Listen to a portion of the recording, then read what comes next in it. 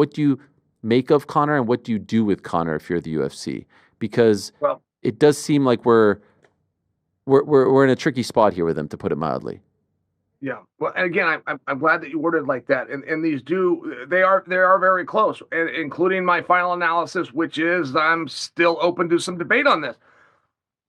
Historically speaking, criminal, whatever is going on with the criminal courts, all the way down to if you're dismissed or you got a trial coming up, whatever it is, the organization will recognize that's between you and the courts. But whatever the final with the gavel comes, we're going to go on that. Whether we think you're innocent or we think we're going to honor what the courts do.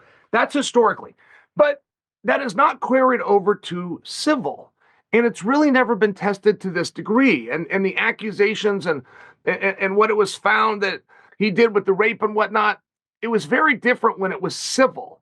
And the intent was not to punish him by taking his time and freedom away. It was to have him write a check to you. I mean, it was just one of these things where nobody really knew how they were going to handle it. And then the ultimate suggestion is to go to Dana and say, hey, got to release the guy.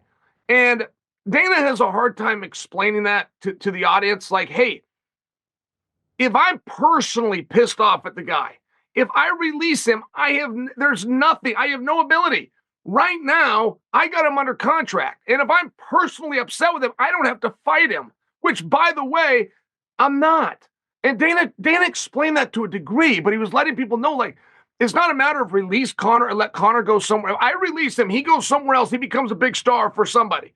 He's with me, and I'm not using him. He's sitting on Ireland watching the show on pay-per-view like everybody else. Like, there's a level of that makes a lot of sense. And I don't always see where we're giving up on a guy or washing your hands of him. I don't really see where that is always the most effective. I don't know that I get that argument. Do you think we see and politicians have this too. We have politicians that are mad at Russia. So because they're mad at Russia, they refuse to meet with Putin. And it was Barack Obama himself that came out and said, hey, this idea that we're punishing Putin by not talking to him is not true. Let's sit down. Let's tell our side and see if we can get somewhere. But we're not just going to ignore him like a kid in high school. That's a quote from Barack Obama. I think Obama makes a lot of sense. No, and I don't think the UFC is going to cut him or release him. I mean, that's bad business if we're just being 100% honest. Do you think we see him fight again? Do you think we see him fight in the UFC again? Oh, no. Ariel, he pulled out of his last fight, which was a record gate. He beat all of his own gate records. They said they had 25 million waiting for them for the live gate, and they still had $2 million worth of tickets to sale. I mean, I'm just sharing, like, he is over and he is a star, and he was very much needed. And he pulled out of a fight.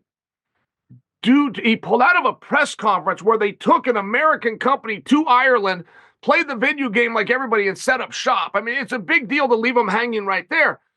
Ariel, the official reason he did that is for a discolored pinky toe, which may or may not be broken and may or may not be his. He didn't take a picture of himself with the toe.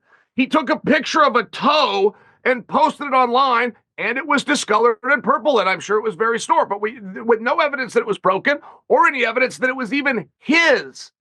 If you pull out of a fight because of a discolored pinky toe, which may or not be yours and may or not be broken, you're not fighting again. That's just the truth.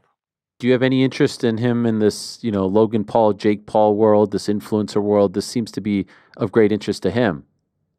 No, I don't. And a lot of that, though, would come from jealousy. I mean, if I was to look at it and go, hey, wait a minute, you can make $100 million boxing guys that aren't even boxers. Like, there's going to be a part of me that looks at it like that. You're going to pull out of a fight against Chandler, do what you did to Chandler, and then you're going to fall forward into something that I don't want that to be true. I want to be above that. But there would be a part where I go, wow, it's just not generally that way that game is supposed to be played.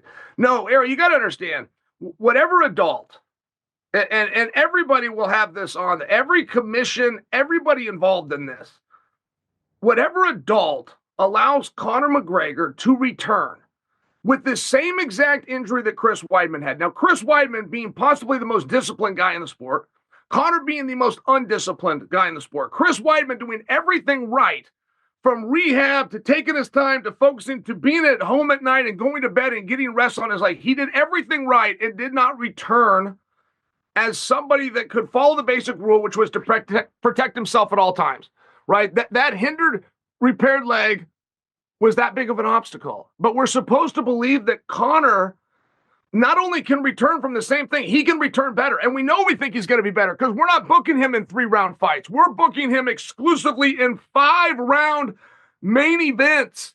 So he is going to have to perform at a much higher level than the All-American. Ariel, the laws of logic disqualify that.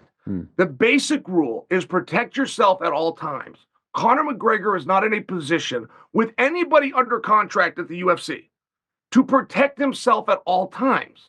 It's a silly proposition, and that is just the truth. I love these chats with you, Chael. I really do. I mean, but that is just the truth. Like, there's not another way to say it. I also want in on the Conor business. I also want to cover him and have him back. And it's different when he's there. I acknowledge the fun, but if you're talking about any level of responsibility, you can't book him, and you definitely can't book him in a 5-round fight. That's insane. Thanks for watching this video. Before you go, if you haven't already, hit that subscribe button for us. Also, give us a thumbs up, leave a nice comment. These things go a long way. And while you're here, do check out the rest of the channel. We've got live shows and full interviews, clips, and a whole lot more. We're doing big things here, and we appreciate your support very much.